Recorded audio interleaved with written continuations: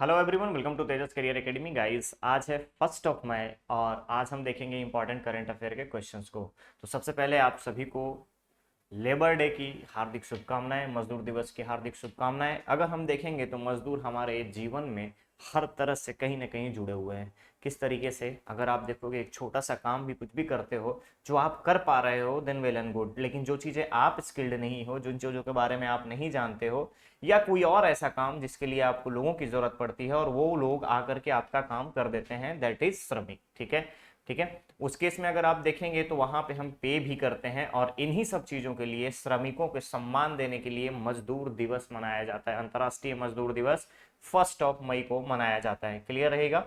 साथ ही साथ एक चीज और याद रखेंगे कि श्रमिकों के बारे में अगर हम बात करें तो इनका हर एक देश के जो पॉइंट बेस पॉइंट होता है, उस बेस पॉइंट से ऊपर लाने में बहुत बड़ा इनका योगदान होता है। ओके, चलिए शुरुआत करते हैं आज के इस सेशन का, 1 मई के इस सेशन का, मजदूर दिवस के इस सेशन का। आज का सेशन इंटरनेशनल लेबर डे को समर्पित, आज के इस सेशन को हम लोग क्या करते हैं, इंटरनेशनल लेबर डे को समर्पित करते हैं। और इस सेशन में आज हम देखते हैं कौन कौन से क्वेश्चंस रखे गए हैं। क्लियर रहेगा? चलिए, पहला क्वेश्चन है यहाँ पे, हाल ही में सुरक्षित गर्भपात सेवाओं में नवाचार के लिए, ध्यान रखिएगा, यहाँ पे गर्भपात सेवाओं में नवाचार के बारे में बात हो रही है, इनोवेशन के बारे में बात हो रही है कि प्रदेश को देश भर में कौन सा स्थान मिला है, ये आपसे क्वेश्चन किया गया है। तो ध्यान रखिएगा, यहाँ पे सुरक्षित गर्भपात सेवाओं में छत्तीसगढ़ की अगर हम बात करें तो कल्याणी ऐप, ध्यान रखेंगे, ई कल्याणी ऐप, ई कल्याणी ऐप के माध्यम से मॉनिटरिंग की जाती है सुरक्षित गर्भपात को। ठीक है,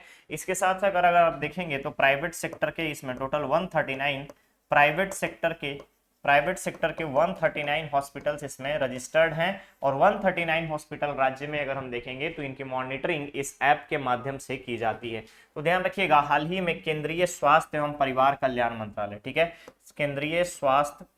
केंद्रीय स्वास्थ्य एवं परिवार कल्याण मंत्रालय के द्वारा, NHFWM के द्वारा छत्तीसगढ़ को सुरक्षित गर्भपात सेवाओं में इनोवेशन के लिए और मॉनिटरिंग के लिए पहला स्थान दिया गया है। ठीक है, सम्मानित किया गया है, पहले सम्मान से सम्मानित किया गया है, प्रथम पुरस्कार दिया गया है छत्तीसगढ़ को national health and family welfare ministry के द्वारा। क्लियर रहेगा? क्लियर रहेगा? कहां पर आयोजन हुआ इसका? तो आपको याद रखना है, नई दिल्ली में आयोजित कार्यक्रम में छत्तीसगढ़ को प्रथम पुरस्कार से सम्मानित किया गया है। ध्यान रखिएगा, प्रथम पुरस्कार से सम्मानित किया गया है। तो करेक्ट ऑप्शन क्या बन जाएगा? करेक्ट ऑप्शन बन जाएगा ए। ठीक है, आगे बढ़ते हैं। अगला क्वेश्चन है यहाँ पे, वर्ष 2022-23 के लिए देश के सर्वश्रेष्ठ किसान के रूप में राज्य के किस व्यक्ति को सम्मानित किया गया है? तो सर्वश्रेष्ठ किसान के रूप में बात कर रहा है वर्ष 2023 का। तो स्पेशली मैं यहाँ पे बता दूं, सबसे अच्छी पॉइंट क्या है यहाँ पे, कि इनको लगातार 5 बार, ठीक है, 5 बार देश के इकलौते, ठीक है, 5 टाइम्स देश के इकलौते ऐसे किसान हैं जो छत्तीसगढ़ के हैं, ध्यान रखिएगा, और इनको सर्वश्रेष्ठ किसान के रूप में सम्मानित किया जा चुका है, 5 बार सम्मानित किया गया है। और इनका नाम है डॉक्टर डॉक्टर राजा राम त्रिपाठी। कहाँ के हैं? तो ये हैं आपके बस्तर, ध्यान रखिएगा, राजा राम त्रिपाठी छत्तीसगढ़ के बस्तर के हैं और इन्होंने मां दंतेश्वरी हर्बल ब्रांड चलाया है। ठीक है, मां दंतेश्वरी हर्बल ब्रांड जो है, हर्बल फार्म है, इसके संस्थापक हैं। साथ ही साथ मां दंतेश्वरी काली मिर्च 16 प्रजाति के डेवलपमेंट के लिए इनको पुरस्कार दिया गया है। क्लियर रहेगा? तो कहां पर? तो याद रखना है आपको, पंडित डॉक्टर राजाराम त्रिपाठी जो हैं बस्तर क्षेत्र के रहने वाले हैं और इनको देश में 5वीं बार, ठीक है, 5th टाइम, 5वीं बार देश के सर्वश्रेष्ठ किसान के रूप में इनको पुरस्कृत किया गया है। तो करेक्ट ऑप्शन क्या बन जाएगा? बी। देश के सर्वश्रेष्ठ किसान के रूप में किसे सम्मानित किया गया? तो राजा राम त्रिपाठी जी को। क्लियर रहेगा? क्लियर रहेगा? चलिए, अगला क्वेश्चन है, लिथियम ब्लॉक आवंटन करने वाला देश का पहला राज्य कौन सा है? तो जाहिर सी बात है, हमारे राज्य में छत्तीसगढ़ में लिथियम कहां कहां पे मिलता है? तो सुकमा, पहली चीज याद रखेंगे, सुकमा। इसकी खोज कब हुई थी? 1978। दूसरा कटघोरा, ठीक है, कटघोरा यानी कि कोरबा जिला, ठीक है, कटघोरा में अगर हम बात करें कब हुआ इसका? 22-23 में इसकी खोज हुई। 22-23 में टोटल परसेंटेज 1.3% के आसपास लिथियम यहाँ है। और सुकमा में अगर हम बात करें, सुकमा के 4 क्षेत्र में 4.27% जो है लिथियम कहाँ पाया जाता है? सुकमा में। तो भारत की अगर हम बात करें छत्तीसगढ़ के संदर्भ में, तो छत्तीसगढ़ में 4 ऐसे स्थान हैं जहां पर लिथियम के भंडार पाए गए हैं, जिसमें से एक हो गया कटघोरा, दूसरा सुकमा जिले में अगर आप देखेंगे तो कोक्कलपाल हो गया, कोक्कलपाल के बाद अगर हम आपसे बात करें तो चिरुवाड़ा, चिरुवाड़ा के बाद फिर चितपाल। ठीक है, इनमें अगर आप देखेंगे तो ये 4 ऐसे स्थान हैं जहां पर हमारा छत्तीसगढ़ में लिथियम पाया जाता है। यूज कहाँ होता है, तो आपने देखा होगा पहले जब कीपैड बैटरी यूज करते होंगे तो लिथियम आयन बैटरी लिखा रहता था, तो बैटरी बनाने में इसका यूज होता है, और लिथियम आयन बैटरी के यूज के लिए हमें लिथियम की रिक्वायरमेंट होती है। और अभी तक हम किस पे डिपेंडेंट थे, अभी तक हम चाइना से लिथियम परचेज करते थे। कहां से परचेज करते थे, चाइना से। क्लियर रहेगा, तो करेक्ट ऑप्शन कौन सा हो जाएगा, छत्तीसगढ़। छत्तीसगढ़ जो है अब आवंटन करने वाला है लिथियम ब्लॉक्स की, ठीक है, माइनिंग के लिए। अगला क्वेश्चन है, छत्तीसगढ़ राज्य की संस्कृति, खान पान, रहन सहन एवं कला को प्रोत्साहित करने हेतु बोरेबासी त्योहार कब मनाया जाता है। तो पहली चीज याद रखिएगा, बोरेबासी तिहार कब से शुरू किया गया, तो बोरेबासी तिहार जो है छत्तीसगढ़ में 2022 में शुरू किया गया है। 2022 में शुरू किया गया है। किसको, तो ध्यान रखिएगा, श्रमिकों को सम्मान देने के लिए, ध्यान रखेंगे आप, श्रमिकों को सम्मान देने के लिए, श्रमिकों को सम्मान देने के लिए, श्रमिकों को सम्मान देने के लिए बोरेबासी त्योहार छत्तीसगढ़ के मुख्यमंत्री भूपेश बघेल जी के द्वारा अंतर्राष्ट्रीय मजदूर दिवस 1 मई को शुरू किया गया था, और हर साल 1 मई को बोरेबासी तिहार के रूप में मनाए जाने की घोषणा की गई है। तो पूछा गया है क्वेश्चन में बोरेबासी तिहार कब मनाया जाता है, तो याद रखना है आपको, that is 1 May. Correct option will be D. Clear है, क्लियर है। चलिए अगला क्वेश्चन है, हाल ही में किस देश के सोरबोन विश्वविद्यालय द्वारा राज्य के मुख्यमंत्री को डॉक्टरेट की मानद उपाधि दी गई है। तो अब राज्य के मुख्यमंत्री को अगेन यहां पर ध्यान से देखेंगे, डॉक्टरेट की मानद उपाधि दी गई है। तो यहां पर याद रखना है कि हाल ही में दुर्ग विश्वविद्यालय के द्वारा नवाचार में, ठीक है, नवाचार के लिए मानद उपाधि दी गई थी डॉक्टरेट की। ठीक है, मानद उपाधि दी गई थी डॉक्टरेट की, किसको, भूपेश बघेल जी को, जो कि हमारे मुख्यमंत्री हैं। और अभी फिर से हाल ही में फ्रांस के सोरबोन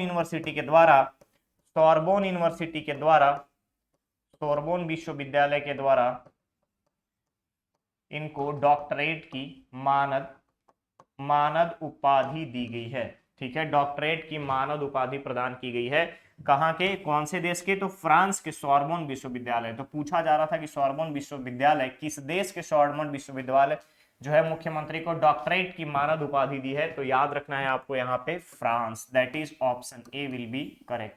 ठीक है, इसके बाद थोड़ा सा जर्मनी के बारे में एक चीज ध्यान रखिएगा कि जर्मनी जो है हाल ही में जब इंडिया की पॉपुलेशन चाइना को क्रॉस कर गई, तो एक कार्टून, जब जर्मनी के एक कार्टूनिस्ट हैं, उन्होंने इंडिया को नीचा दिखाने के लिए एक कार्टून बनाया था, जिसके ऊपर अगर आप देखेंगे तो हमारे एक्सटर्नल मिनिस्टर जो है, हमारे external affair minister S Jaishankar ji का ट्वीट भी आया था। और इसमें हमारा जो इंटरनेशनल रिलेशन है, अंतरराष्ट्रीय संबंध जो है, उसमें कुछ प्रॉब्लम ना आ जाए, इसके लिए जर्मनी की सरकार पे दबाव भी बनाया गया था। ठीक है, कि इस कार्टून को रिमूव किया जाए। उस कार्टून में क्या था, आप लोग न्यूज अगर देखते होंगे तो आप लोगों को पता होगा, जिसमें दिखाया गया था कि एक इंडियन रेलवे है जिसमें भरे हुए हैं, बहुत सारे लोग बैठे हैं उसके ऊपर, और दूसरी उसके पैरेलल में एक ट्रेन है जिसमें बुलेट ट्रेन दिख रही है, और उसमें सिर्फ 2 व्यक्ति बैठे हुए हैं। तो ये इंडिया और चाइना का कंपैरिजन दिखाया गया था। क्लियर रहेगा, करेक्ट ऑप्शन यहां पर बन जाएगा ए। आगे बढ़े, क्वेश्चन है, पर्यटन कैफे का शुभारंभ राज्य के किस जिले में किया गया है। तो ध्यान रखेंगे, टूरिज्म कैफे, ठीक है, टूरिज्म कैफे। जिस तरीके से अगर हम बात करें तो आप सभी को पता होगा कि मिलेट कैफे की शुरुआत की गई डिफरेंट डिस्ट्रिक्ट्स में, सभी जिलों में करीब करीब मिलेट कैफे की शुरुआत हो चुकी है, कोदो कुटकी और रागी को यानी मिलेट्स के प्रमोशन के लिए। उसी तरीके से टूरिज्म कैफे का शुरुआत किया गया है, और टूरिज्म कैफे की स्थापना हाल ही में रायपुर के चंद्रखुरी, ध्यान रखेंगे, रायपुर चंद्रखुरी माता कौशल्या मंदिर प्रांगण में स्थापित किया गया है, कि जितने भी पर्यटक यहाँ आएंगे उन पर्यटकों को छत्तीसगढ़ के लजीज व्यंजन का स्वाद चखाया जाएगा। यानी लजीज व्यंजन पर्यटकों को उपलब्ध कराने हेतु छत्तीसगढ़ के चंद्रखुरी में माता कौशल्या मंदिर प्रांगण में टूरिज्म कैफे का शुभारंभ किया गया है। किसके द्वारा, पर्यटन विभाग के द्वारा। ध्यान रखेंगे, राज्य पर्यटन विभाग के द्वारा टूरिज्म कैफे की शुरुआत की गई है। तो करेक्ट ऑप्शन क्या बन जाएगा, करेक्ट ऑप्शन बन जाएगा यहाँ पर आपका बी। ठीक है, क्लियर रहेगा। अगला क्वेश्चन है यहाँ पे, वर्ष 2023 का हेरिटेज फेस्टिवल किस राज्य में आयोजित किया गया है? तो हेरिटेज फेस्टिवल क्या है, ध्यान रखना है आपको। हेरिटेज फेस्टिवल जो है राज्य की संस्कृति, ध्यान रखेंगे, राज्य की संस्कृति, कला और वहां के उत्पाद, वहां के रहन सहन, लाइफ स्टाइल्स को प्रमोट करने के लिए, साथ ही साथ national as well as international level पे प्रमोट करने के लिए हेरिटेज फेस्टिवल सेलिब्रेट किया जाता है। तो वर्ष 2023 का हेरिटेज फेस्टिवल जो है गोवा में, ध्यान रखेंगे, गोवा, गोवा में भी नॉर्थ गोवा के सारगांव में, ध्यान रखेंगे, नॉर्थ गोवा, नॉर्थ गोवा सारगांव में, सारगांव में हेरिटेज फेस्टिवल सेलिब्रेट किया गया है। क्लियर रहेगा? तो करेक्ट ऑप्शन यहाँ पे राज्य पूछा था तो राज्य में सी हो गया। और अगर पूछता किस जगह पर है, यहां पर अगर राज्य का नाम नहीं दिया होता तो फिर आप डायरेक्टली नॉर्थ गोवा या फिर सारागांव ऐसे करके आपको मेंशन किया हुआ था, सारागांव, गोवा, नॉर्थ गोवा ऐसे करके आपको मेंशन किया रहता। क्लियर है? तो इस चीज को आप याद रखेंगे। ओके, कब से कब तक आयोजन हुआ ये भी हमारे लिए इंपॉर्टेंट हो जाता है, तो ध्यान रखना है 28 से लेकर के 30 अप्रैल तक, 30 अप्रैल तक सारगांव में क्या हुआ, हेरिटेज फेस्टिवल का आयोजन किया गया था। ठीक है, अगला क्वेश्चन है यहाँ पे, संघाई सहयोग संगठन के रक्षा मंत्रियों की बैठक किस शहर में आयोजित किया गया है? ये सबसे दिलचस्प है क्योंकि अगर हम बात करें यहाँ पे तो हमारे पड़ोसी देश हैं, आप सभी को पता होगा। ठीक है, खुद को खाने का कुछ नहीं मिलता उनको, लेकिन अगर आप देखेंगे तो कुकुरमुत्ते की शकल की भांति यहाँ पर आपको देखने को मिलेगा इंडिया के अगेंस्ट में हमेशा एक ऐसे कंट्री का, आपको सभी को पता है कि वो कौन है, क्या करते हैं। ठीक है, तो उनको अगर आप देखेंगे तो वहां के रक्षा मंत्री को यहाँ यानी कि भारत के रक्षा मंत्री के द्वारा बाइकॉट किया गया। बाइकॉट इन द सेंस उनको आने से मना कर दिया गया कि आप इंडिया में नहीं आ सकते। ठीक है, इंडिया में आने से मना कर दिया गया क्योंकि हाल ही में क्या हुआ था कि जम्मू कश्मीर में आतंकवादी घटना घटी और उस घटना के घटने के बाद एससीओ का यहाँ पे बैठक होने वाला था नई दिल्ली में और उनको मना कर दिया गया। हमारे पड़ोसी राज्य पाकिस्तान के बारे में बात कर रहे हैं, राज्य बोल सकते हैं हम उनको। ठीक है, देश पाकिस्तान के बारे में बात कर रहे हैं, तो पाकिस्तान के रक्षा मंत्री को भारत आने से मना कर दिया गया था। ठीक है, क्यों? क्योंकि वहां पे अगर आप देखेंगे एक तरफ से मैत्री संबंध बढ़ाने की बात करते हैं और ऑलरेडी वो पहले बोल चुके थे कि हम कोई भी बायलैटरल टॉक के बारे में बात नहीं करेंगे, हमारा कोई भी बायलैटरल टॉक नहीं होगा। अभी तक वो आए नहीं थे और आने से पहले ही उन्होंने क्या बोल दिया कि हम कोई बायलैटरल टॉक नहीं करेंगे, यानी ये जो हुआ है उसके बारे में हम बात नहीं करेंगे। यानी सीधी सीधी बात है कि आप एक तरफ से सहयोग के बारे में बात करते हो क्योंकि ये ऑलरेडी शंघाई सहयोग संगठन है, इसमें अगर आप देखेंगे तो किर्गिस्तान, तजाकिस्तान, तुर्कमेनिस्तान, उज्बेकिस्तान, इसके अलावा रूस, बेलारूस, ईरान, सारे यहाँ पर कंट्री जो हैं सहयोग और रक्षा के मामले में आतंकवाद के विरोध में बैठक के लिए, बहुपक्षीय वाद समझौते के लिए, सहयोग के लिए बैठक में आने वाले थे और इसी के दौरान ये घटना घट जाती है और साथ ही साथ पाकिस्तान को बैन कर दिया जाता है इंडिया आने से। तो इस चीज को आप याद रखेंगे कि हाल ही में शंघाई सहयोग संगठन के रक्षा मंत्रियों की बैठक जो है नई दिल्ली में आयोजित की गई थी और इसमें अगर हम बात करें तो भारत के रक्षा मंत्री राजनाथ सिंह जी ने इसमें क्या किया है, अपना अध्यक्षता निभाई है। ठीक है, इसमें चीन भी शामिल है और चीन के रक्षा मंत्री को भी एक करारा जवाब दिया गया है भारत की तरफ से। किस मामले में? तो याद रखना आप, अरुणाचल प्रदेश के मैटर पे। अरुणाचल प्रदेश को साउथ तिब्बत का हिस्सा मानता है, साउथ तिब्बत का हिस्सा मानता है चाइना और चाइना को लगता है कि अरुणाचल प्रदेश उसी का है। तो याद रखना नई दिल्ली में हाल ही में बैठक हुई है। इसके अलावा संघाई कॉरपोरेशन ऑर्गेनाइजेशन एससीओ का कल्चरल कैपिटल के बारे में बात करें, अगर हम सांस्कृतिक राजधानी के रूप में वर्ष 2023 के लिए वाराणसी का चयन किया गया था। यह भी याद रखना है आपको कि वाराणसी का चयन क्या किया गया था, सांस्कृतिक राजधानी के रूप में चयन किया गया था एससीओ का वर्ष 2023 के लिए। तो करेक्ट ऑप्शन यहां पर क्या बन जाएगा? करेक्ट ऑप्शन बन जाएगा डी, यानी कि नई दिल्ली में एससीओ के सभी रक्षा मंत्रियों की बैठक हुई थी। बैठक की अध्यक्षता किसने की? भारत के रक्षा मंत्री राजनाथ सिंह जी। अगला क्वेश्चन है, परिसीमन के पश्चात छत्तीसगढ़ में लोकसभा सीटों की संख्या कितनी हो जाएगी? तो परिसीमन, डिलिमिटेशन, ध्यान रखिएगा, डिलिमिटेशन के बारे में हम बात करते हैं। डिलिमिटेशन होता है, तो अगर आप लोग पढ़े होंगे थोड़ा सा इंडियन पॉलिटी अगर थोड़ा याद होगा या थोड़ी बहुत ब्रीफ अगर आपको होगा आइडिया इंडियन पॉलिटी में, तो हम वहां पे अनुच्छेद 4 के बारे में बात करते हैं, अनुसूची 4 के बारे में बात करते हैं, शेड्यूल 4 के बारे में बात करते हैं, जहां पर बोला जाता है allocation of seats in Rajya Sabha according to the census in states. ठीक है। वहां पे जब आप देखेंगे तो हम डिलिमिटेशन के बारे में भी बात करते हैं, और डिलिमिटेशन के लिए कमिटी बनाई जाती है। एक चीज और याद रखेंगे, कमिटी बनाई जाती है डिलिमिटेशन के लिए, कमिटी, ठीक है, परिसीमन समिति बनाई जाती है। और यहां पर अगर मैं बात करूं तो 2026 तक हमारे इंडिया में लोकसभा और राज्यसभा की सीटें जो है फिक्स की गई है। लोकसभा और राज्यसभा की सीटें जो हैं ये फिक्स कर दी गई है। कितना कर दिया गया है? टोटल यहां पर 800 सीट फिक्स किया गया है, ठीक है। अब लेकिन परिसीमन अगर होता है, डिलिमिटेशन होता है, तो उस केस में अगर हम देखेंगे इंडिया के कॉन्टेक्स्ट में, तो लोकसभा की अकेली सीटें 800 चली जाएंगी और राज्यसभा की सीटें कम से कम 320 होने के चांसेस है, ठीक है। लोकसभा 800 और राज्यसभा 320। तो क्या इसका फर्क पड़ेगा स्टेट पे? बिल्कुल पड़ेगा। तो इसके स्टेट्स में अगर हम छत्तीसगढ़ में बात करें तो छत्तीसगढ़ में लोकसभा की सीट जो है, लोकसभा की अगर हम बात करें सीट अभी एट प्रेजेंट जो आपका 11 है, तो 11 से ये 17 हो जाएंगे। और राज्यसभा में अगर हम बात करें तो राज्यसभा के लिए 5 सीट है और 5 से ये 7 हो जाएगा। लेकिन अगर आप इसी चीज को अगर देखेंगे तो क्या इसका फर्क, तो जब राज्यसभा की सीटों पे फर्क पड़ रहा है तो जाहिर सी बात है हमारे लेजिस्लेटिव असेंबली के भी सीटों पे फर्क पड़ेगा। तो लेजिस्लेटिव असेंबली की सीटों में अगर हम बात करें तो कम से कम अगर हम विधायिका की बात करें स्टेट लेजिस्लेटिव असेंबली में, तो ये सीटें 132 तक जाने की संभावना है, जो एट प्रेजेंट कितनी है? 90, ठीक है।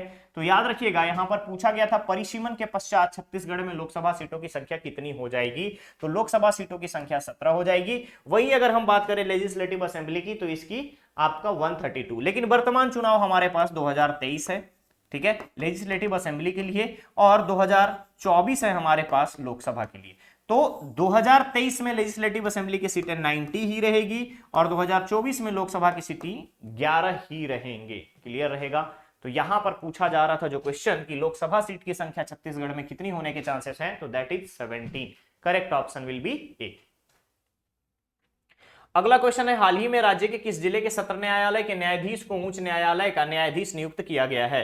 तो ध्यान से देखेंगे यहां पर, तो आपको पता होना चाहिए कि सत्र न्यायालय, तो दुर्ग सत्र न्यायालय के दुर्ग सेशन कोर्ट, ध्यान रखेंगे दुर्ग सेशन कोर्ट, ठीक है, दुर्ग जिला एवं सत्र न्यायाधीश की अगर हम बात करें तो दुर्ग सेशन कोर्ट के न्यायाधीश जिनका नाम है, हाँ, दुर्ग सेशन कोर्ट की अगर हम बात करें तो दुर्ग सेशन कोर्ट के न्यायाधीश का यहां पर संजय कुमार जायसवाल, याद रखेंगे आप, संजय कुमार जायसवाल, संजय कुमार जायसवाल,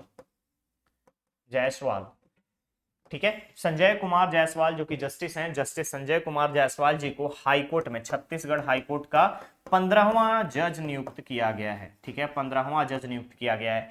हाईकोर्ट में टोटल जजों की संख्या हमारे यहाँ कितनी है? हमारे यहाँ है 22।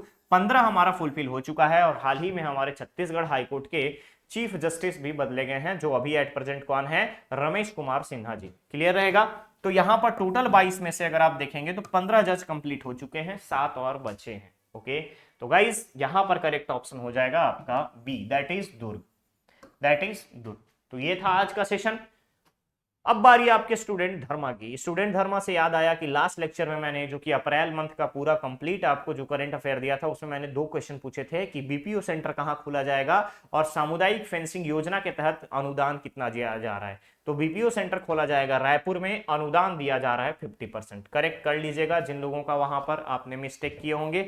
ओके, तो गाइज ये था आज अंतरराष्ट्रीय मजदूर दिवस को समर्पित 1 मई का ये सेशन। बहुत ही जल्द हम लोग मिलेंगे नेक्स्ट और नए सेशन के साथ। बने रहिए चैनल पे, चैनल को सब्सक्राइब करें, वीडियो को लाइक शेयर जरूर करें। Thank you so much.